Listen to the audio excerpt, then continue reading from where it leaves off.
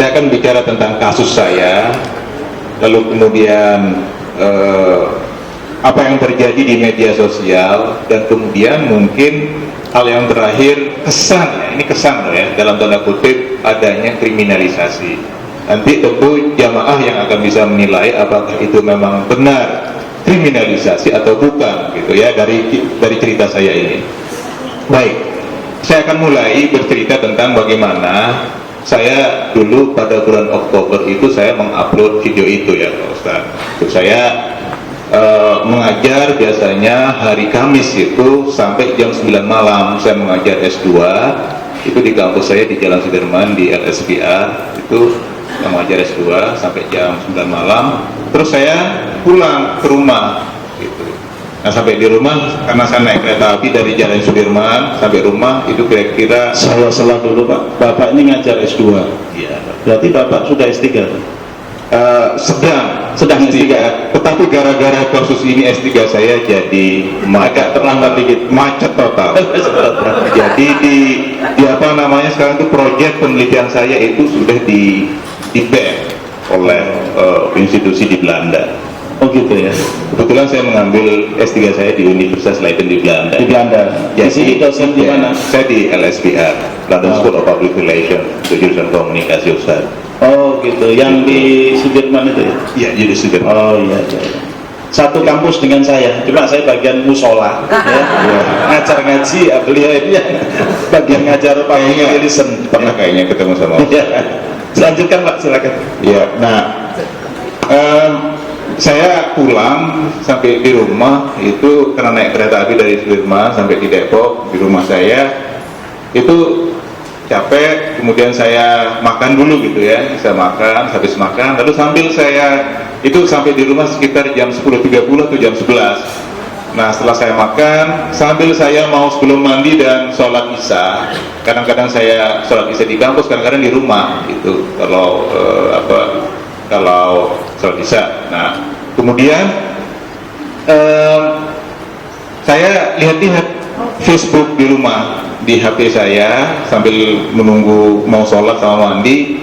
Nah, itu muncul tiba-tiba di timeline Facebook saya itu video yang sudah 30 detik. Itu dari akun media sosial, akun FB-nya Media NKRI, itu muncul. Sudah 30 detik. Nah, saya klik tag itu, loh, kok kayak begini gitu. Karena kan ada dibohongi pakai surat Al-Maidah gitu kan.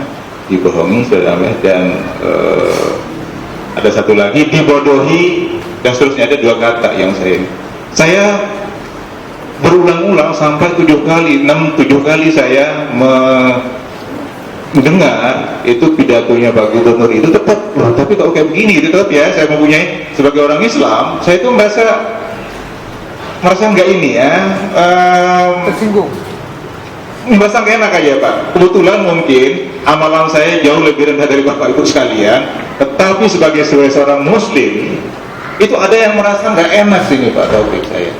Gitu.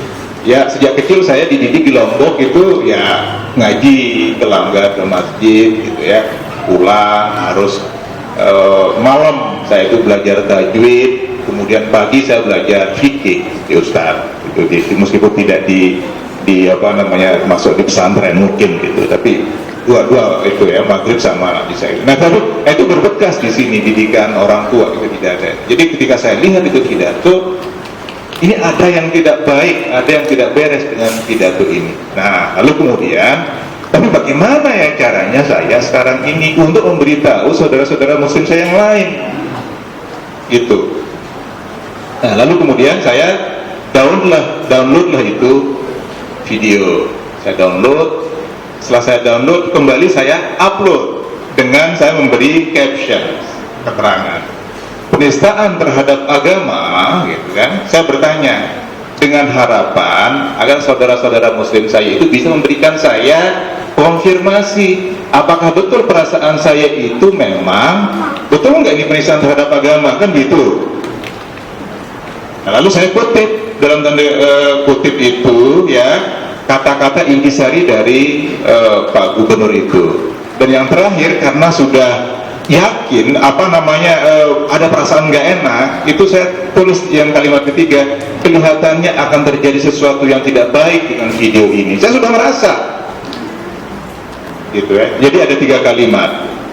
Langsung saya posting ulang dengan kalimat itu, lalu kemudian ya di like, direspons dan sebagainya. Sebenarnya tidak terlalu banyak respon pada waktu itu. Nah, sampailah akhirnya posting saya ini, video ini, ke tim sesnya Ahok bernama Muhammad Guntur Romli.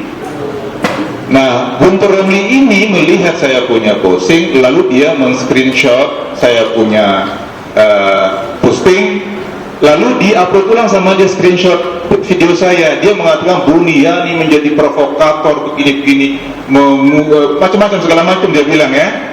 Tadinya sebetulnya video saya yang saya upload itu tidak terlalu banyak orang yang tahu, tetapi gara-gara di-upload, dikasih caption baru lagi oleh Guntur Romli menuduh saya sebagai provokator, menghasut, semua orang ingin tahu akhirnya. Mampus lu. Semua orang ingin tahu gitu. Jadi Pak Kiai nggak betul sebetulnya. Saya tuh yang membuat saya terkenal itu dia tuh, kalangannya dia sesungguhnya. Kalangannya dia gitu. Ya, saya sama sekali ucapin ke Guntur Romli ya, terima kasih gitu ya. Memang lesek itu bocah itu ya. Iya Ustaz, jadi kira-kira gitu. Nah, kemudian kan dia sebarkan itu pagi, saya malam itu, karena kan saya mengajar pulang sampai pagi, sampai malam itu saya tidurnya jam 2, gara-gara saya dibully oleh pengikut-pengikutnya dia, Guntur Romli gitu. Segala macam. Nah, saya ini kan dosen gitu loh Pak, ngajarin mahasiswa saya itu bagaimana begini. Tetapi oleh anak buahnya dia itu saya disumpah segala macam. Yang pasang apa udah. Nah saya kan malas gitu ngurusin kayak gitu kan. Nah besok kan mau hari Jumat. Nah saya punya kewajiban buat ngajak anak saya buat Jumatan ya, masih kecil ada satu. Jadi saya ajak dia. Jadi ini besok terlambat bangun gitu ya, sholat subuh dan sebagainya. Malas ngurusin kayak gitu kan. Nah ini terus bergulir, terus sudah ribuan orang yang mengetahui ini. Kemudian saya sudah merasa nggak enak dengan postingannya Guntur Romli. Dan betul perasaan tidak enak saya itu pada jam 5-6 hari Jumat itu, pada tanggal 8 Oktober itu saya sudah dilaporkan ke polisi. Nah, polisi itu sudah menerima laporan dari siapa? Mu'annas Al-Aidid namanya. Mu'annas Al-Aidid, nama pengacaranya Ahok. Menurut yang PKI itu ya, Aidid ya, Mu'annas Al-Aidid, nama Arab gitu ya. Nah, kemudian sudah. Nah, pada detik itu juga saya minta tolong ke saudara-saudara kita yang muslim, saya ini sudah dilaporkan, ada yang tidak yang mau membantu saya untuk bantuan hukum. Nah, saya ini kan belum pernah berurusan sama polisi gitu Bapak Ibu, belum pernah berurusan sama polisi. Dan siapa kalau saya sekarang mau dilaporkan ke polisi, nanti lalu siapa yang akan membela saya? Nah betul, dalam 2 jam itu sudah ada 20-an pengacara yang bilang saya sudah membela. Dalam 2 jam saja itu sudah ini, alhamdulillah gitu ya, segala macam. Ada yang minta bertemu dan sebagainya. Sampai jam 11 malam itu sudah masih ada yang telepon Pak. Itu hari Jumat malam. Nah, saya hanya bingung ini memilih yang mana gitu. Pengacara karena banyak. Semingguan itu saja sudah sekitar 200 pengacara yang mau membela saya. Jadi Allahu Akbar.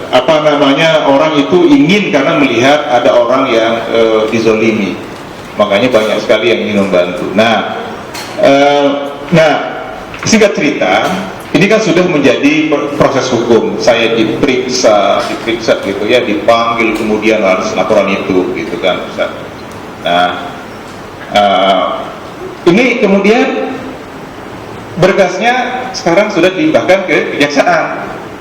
Jadi sempat saya cerita ke beberapa saudara kita yang lain, sudah dilimpahkan ke kejaksaan ini. Saya punya berkas agar naik ke pengadilan. Tetapi oleh kejaksaan, nah ini Buniani, masa orang mengajak diskusi jadi tersangka? Tidak ada delik pidana di sana. Profesor Romli Atmasasmita, salah satu dosen pakar hukum pidana di Indonesia, mengatakan Buniani tidak bisa dijadikan tersangka berdasarkan 3 kalimat itu. Pertama kan saya dituduh mengedit video, nggak terbukti Bapak itu. Lillahi ta'ala tidak melakukannya. 2, saya dituduh memotong video, juga tidak. Jadi pusing dia, saya mau menuduh apa sekarang, tapi Buniani harus masuk penjara. Jadi yang sisa adalah 3 kalimat itu. Tetapi sekarang kan itu mau dilimpahkan ke kejaksaan. Kejaksaan bingung. Lah ini kalau dinaikkan mau ke pengadilan, ini ya bisa kalah mereka, nggak bisa menang. Masa orang mau berperkara mau kalah? Yang enggak lah. Menurut KUHP pasal 138 ayat 2 dan peraturan jaksa nomor 36 tahun 2011 pasal 12 ayat 5, sampai hafal saya Bapak Ibu. Sampai hafal, saking saya itu harus membela diri saya gitu. Tadinya benci hukum, sekarang itu saya udah bisa saya mencari sendiri kira-kira yang mana yang ini. Nah, itu apa menurut 2 peraturan tadi undang-undang itu mestinya kan tanggal 2, kalau mempunyai 2 minggu kan kata peraturan tadi, itu kan dikembalikan tanggal 19, artinya deadline dari penyidik itu tanggal 2 Januari. Tanggal 2 Januari itu nggak bisa mengembalikan lagi perbaikan berkas penyidik polisi ke kejaksaan. Lalu saya dipanggil tanggal 9 Januari. Saya bilang ke penyidik, Bapak tidak bisa menyidik saya karena tidak akan berlaku berkas ini kalau Bapak sampaikan ke kejaksaan. Karena 2 undang-undang yang peraturan yang Bapak ini yang salahi peraturannya, nggak bisa. Dan kalau Bapak terus mau memeriksa saya, Bapak melanggar HAM. Di depan itu Ustaz, saya bilang, ini terkejut juga. Kan tadinya saya kan nggak ngerti apa-apa gitu. Sekarang ini saya udah bisa. Saya firm 2 HAM. Saya bilang langsung saya tunjuk. Bapak penegak hukum itu, ya kita sama-sama enak. Saya ini warga negara mencari keadilan, Bapak penegak hukum. Nggak bisa semena-mena terhadap warga negara. Oh, terkejut juga gitu. Oke Pak, mana bunyinya Pak? Kita sebutkan bunyinya Pak, nggak percaya. Dia research itu di internet, bunyi KUHP itu pasal 1 ini ya, KUHP pasal 138 ayat 2 itu. Rupanya dia penyidik nggak pinter-pinter amat juga. Gitu. Gua nggak tahu juga. Nggak tahu. Itu karena banyak nggak tahu itu justru lawan. Tanpa ingin merendahkan saudara kita juga, kebetulan ini yang menyidik saya. Itu penyidik itu ketika saya dulu ditahan 1 kali 24 jam itu Ustaz, itu saya jadi imam, tidur di musola, dia makmum saya. Salat maghrib atau isya kalau nggak salah itu. Jadi saya bilang mudahan ini penyidik saya nanti gitu. Sesama muslim Bapak Ibu, jadi sedih saya. Saya jadi imam, beliaunya penyidik saya itu jadi makmum gitu. Saya masuk di mana gitu. Tapi ya begitulah keadaannya. Nah, dia terkejut gitu ya, penyidik saya ini, si makmum saya ini. Saya sebutkan ini yang Bapak langgar itu. Oh, langsung dia cari. Saya nggak bohong. Nah, yang kedua, nah rupanya belum selesai dia cari yang pertama. Yang kedua saya bilang, yang perjabatan juga melanggar dan tidak akan berlaku. Betul Pak? Ya betul. 2 yang dilanggar. Nah, jadi singkat cerita, intinya apa yang saya katakan ini, Bapak Ibu bisa nilai apakah ada kriminalisasi dalam kasus ini atau tidak. Tidak ada bersalah. Dan itu telat seminggu, dan sampai detik ini saya punya berkas belum dikembalikan ke kejaksaan oleh penyidik kepolisian. Apanya yang salah? Nggak ada. Orang ngajak diskusi kok jadi tersangka, gimana sih? Penistaan terhadap agama itu kan bertanya, bukan pernyataan, tetapi pertanyaan, bukan pernyataan. Kalau pernyataan saya bisa jadi tersangka karena terpenuhi unsur pasal 28 ayat 2 Undang-Undang ITE. Saya memprovokasi orang untuk melakukan kebencian, tapi karena enggak, saya bertanya, ngajak orang diskusi. Begitu Ustaz sebetulnya. Nah jadi apa, saya nggak mau terlalu panjang, nanti saya apa namanya nggak tahu di sini mungkin ada intel, pokoknya saya dunianya harus masuk penjara gitu loh. Jadi apa cukup aja mungkin Ustaz, apa namanya, nanti mungkin kalau yang mau yang nyerempet nanti di luar aja lah, nggak usah Yang merasa